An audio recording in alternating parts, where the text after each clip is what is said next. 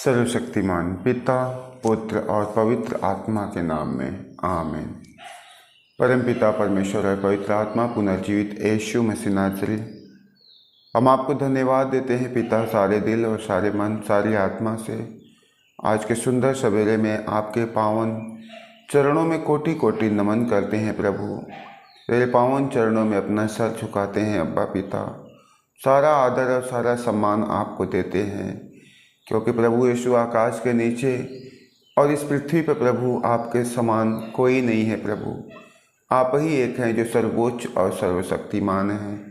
आप ही एक हैं पिता परमेश्वर जो आदर और सम्मान के योग्य हैं। हे प्रभु, हम इसके लिए धन्यवाद देते हैं।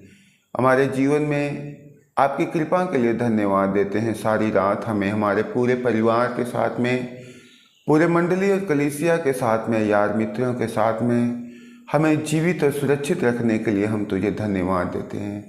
हे पिता, हम आपसे प्रार्थना करते हैं कि जिस प्रकार आपने सारी रात हम सबके साथ में रह करके रखवाली किया प्रभु, उसी तरह सारा दिन हमारे साथ में रह जाना। हे प्रेमी प्रभु, हे मेरे ईश्वर, हम तेरी महिमा करते हैं प्रभु, तेरी बड़ाई और तेरा जय जयकार करते हैं।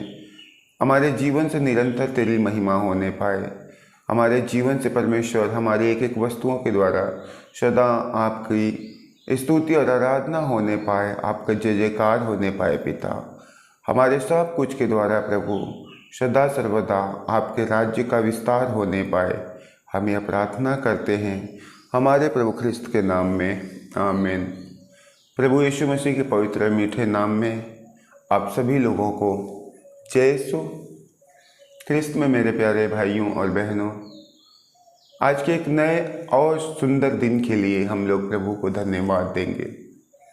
प्रभु ने हम सब के जीवन में अपार कृपा किया है, हम सब के जीवन में अपनी महिमा दिखाई, इसलिए उन्होंने हमें जीवित रखा, हमें सुरक्षित रखा।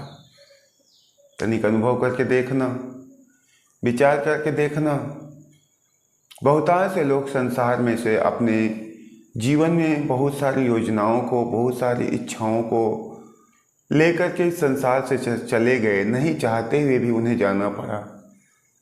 लेकिन प्रभु ने हम पर दया किया है, हम पर कृपा किया है, हमें एक और जिंदगी, हमारे जिंदगी में एक और दिन हमें दिया है।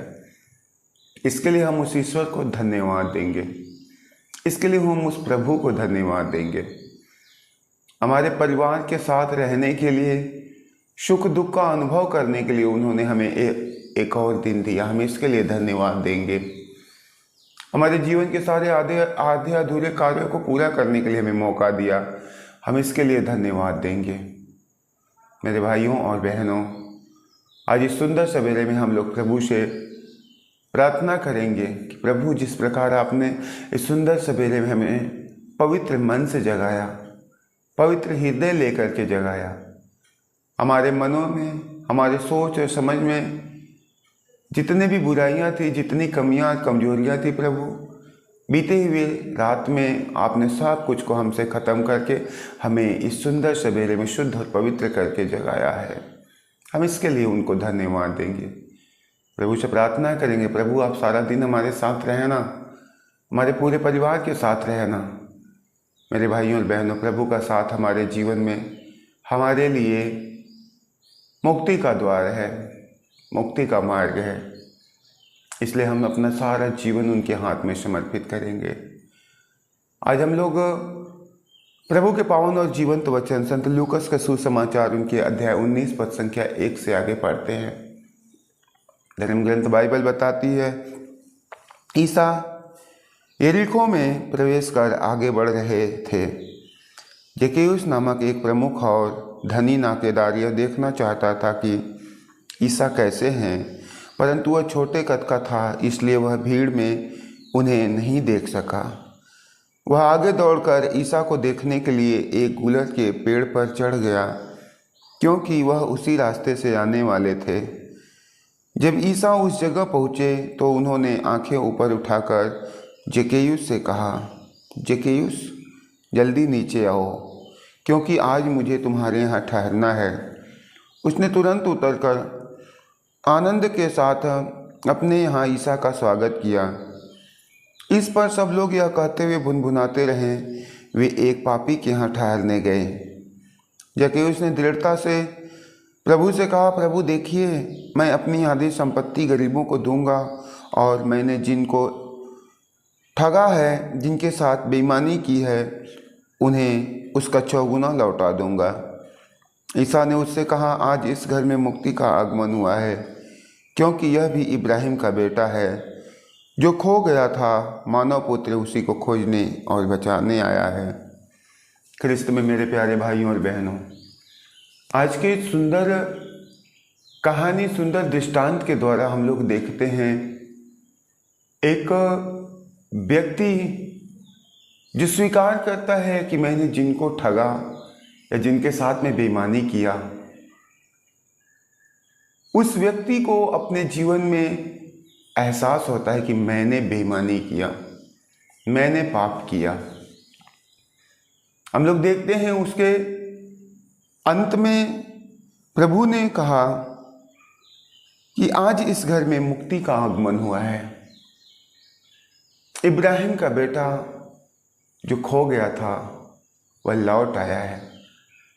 मेरे भाइयों और बहनों, एक पापी, एक चुंगी लेने वाला, एक ठगने वाला, बेईमानी करने वाले व्यक्ति के जीवन में, उसके घर में मुक्ति कैसे आती है, उद्धार कैसे आता है।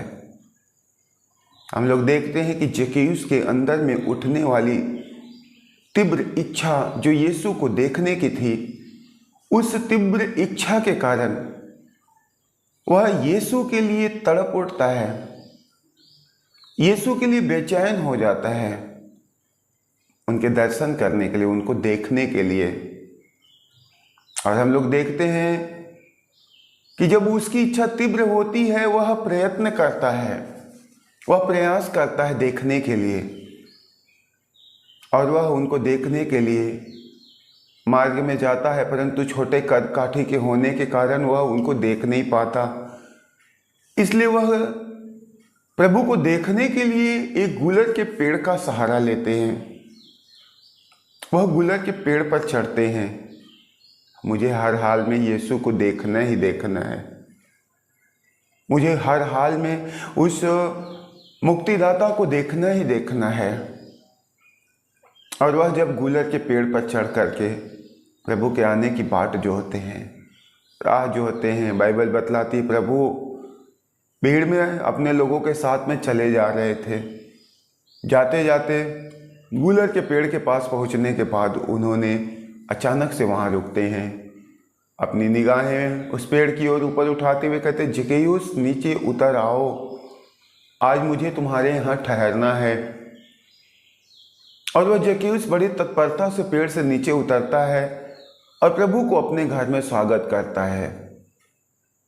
जिस घड़ी प्रभु को अपने घर में लेकर के जाता है, बाइबल बतलाती है, इस पूरे दृष्टांत पर पढ़ने के बाद ये नहीं दिखाई देता है, ये नहीं समझ में आता है कि वह प्रभु का सेवा करने के लिए सांसारिक रीति से उनको नाश्ता कराता है, उनको पानी पिलाता है, परंतु नहीं, मेरे भाइयों और बहनों, उसने कहा, हे प्रभु, मैंने जितनों के साथ में बेईमानी किया है उसका 4 गुना मैं उनको लौटाऊंगा और मैं अपनी आधी संपत्ति बेचकर गरीबों में बांटूंगा।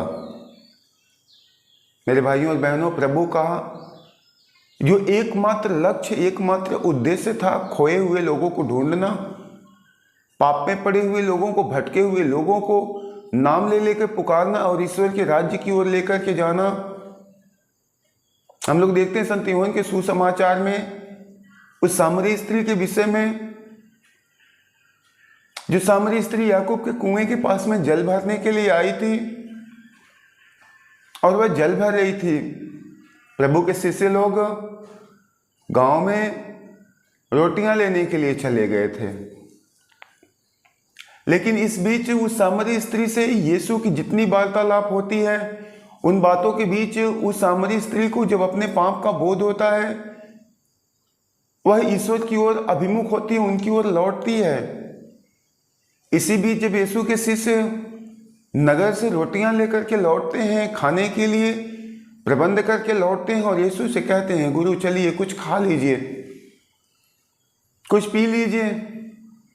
यीशु ने कहा, मेरे स्वर्गीय पिता की इच्छा को पूरा करना ही मेरा भोजन और मेरा पेय है, मेरी पानी है।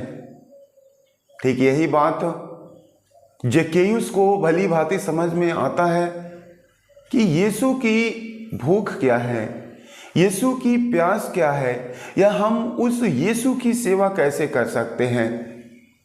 इसलिए तो उन्होंने सांसारिक सेवा से पहले आत्मिक सेवा उनकी करते हैं। वे कहते हैं कि मैंने जितनों के साथ में बेईमानी किया है उसका चौगुना उसे लौटाऊंगा और अपनी आधी संपत्ति बेच के गरीबों में बांटूंगा।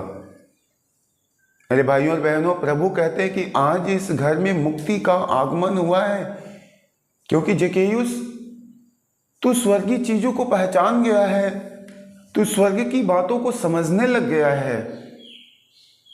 मेरे प्यारे भाइयों और बहनों, आज प्रभु का पवित्र और जीवंत वचन हम लोगों से कहता है, हमें ईश्वर की इच्छा को जानना जरूरी है।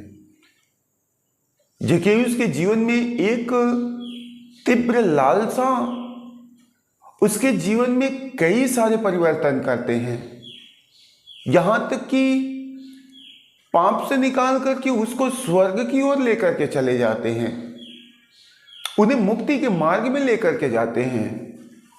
सिर्फ उस इच्छा के कारण वह मन फिराता है, उस शिक्षा के कारण वह यीशु के दर्शन करने पाता है, और उसी तीव्र इच्छा के कारण वह ईश्वर के राज्य के योग्य बनता है।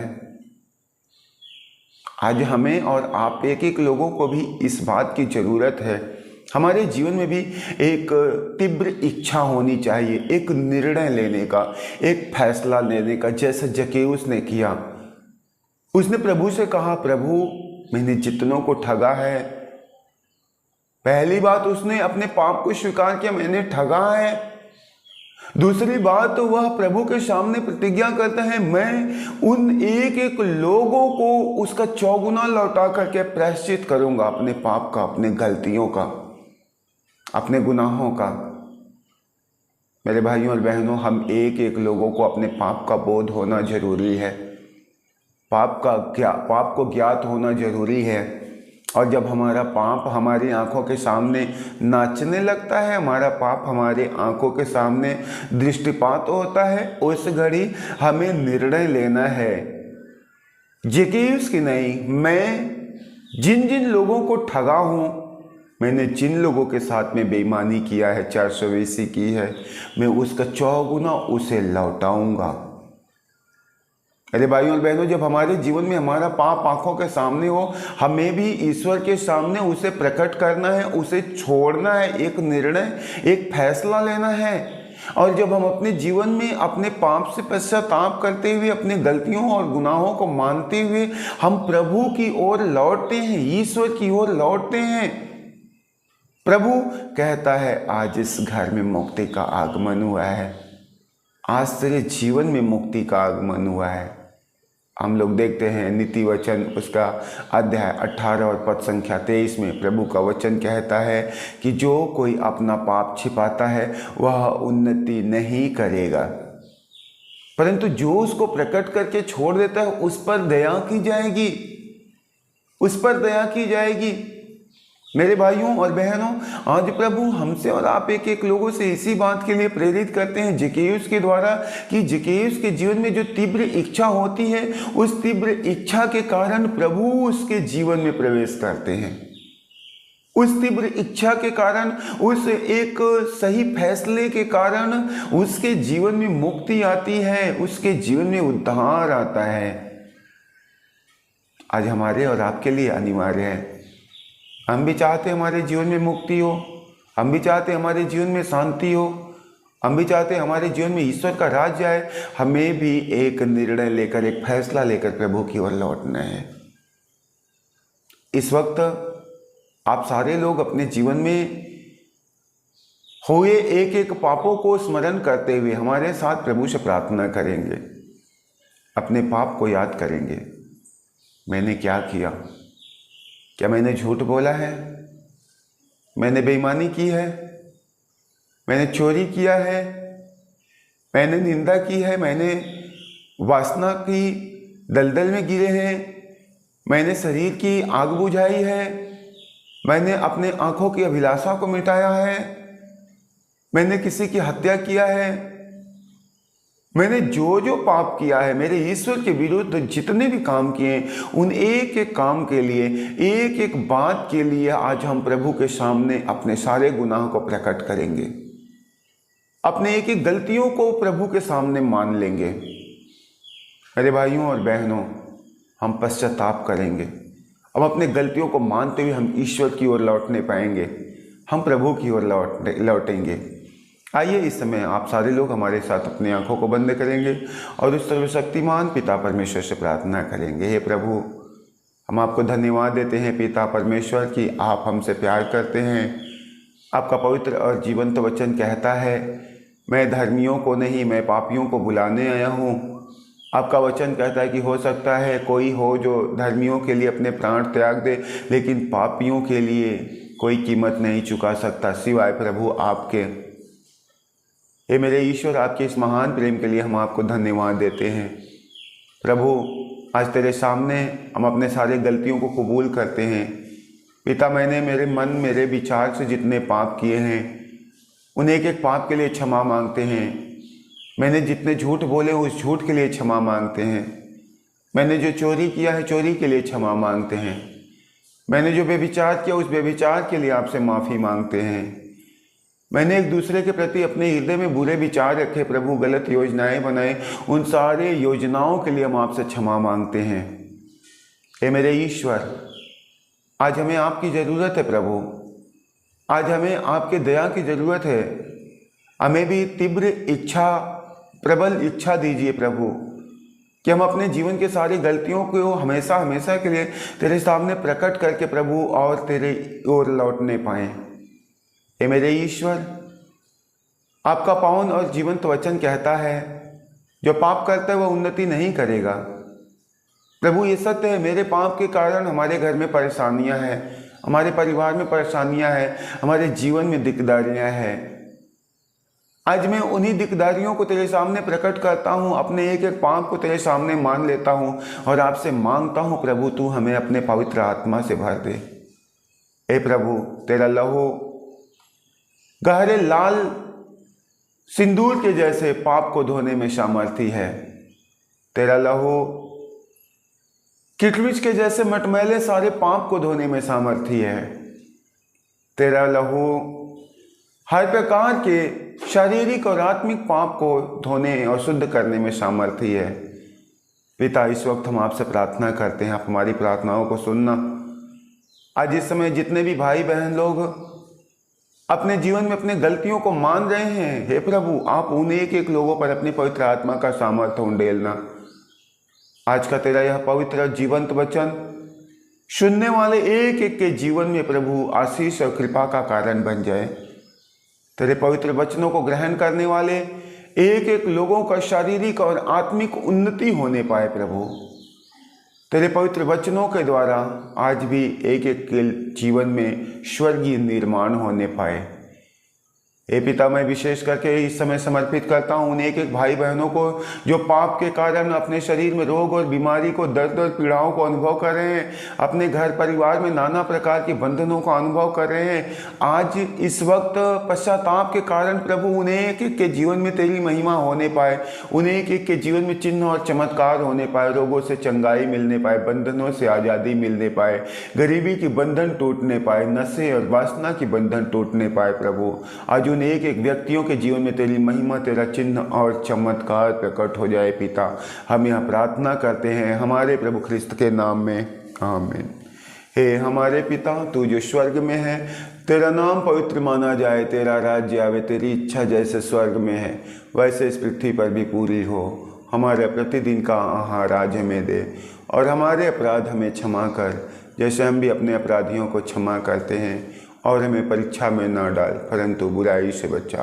आमीन। पिता और पुत्र पवित्र आत्मा के नाम में। सारे लोगों को जय यीशु।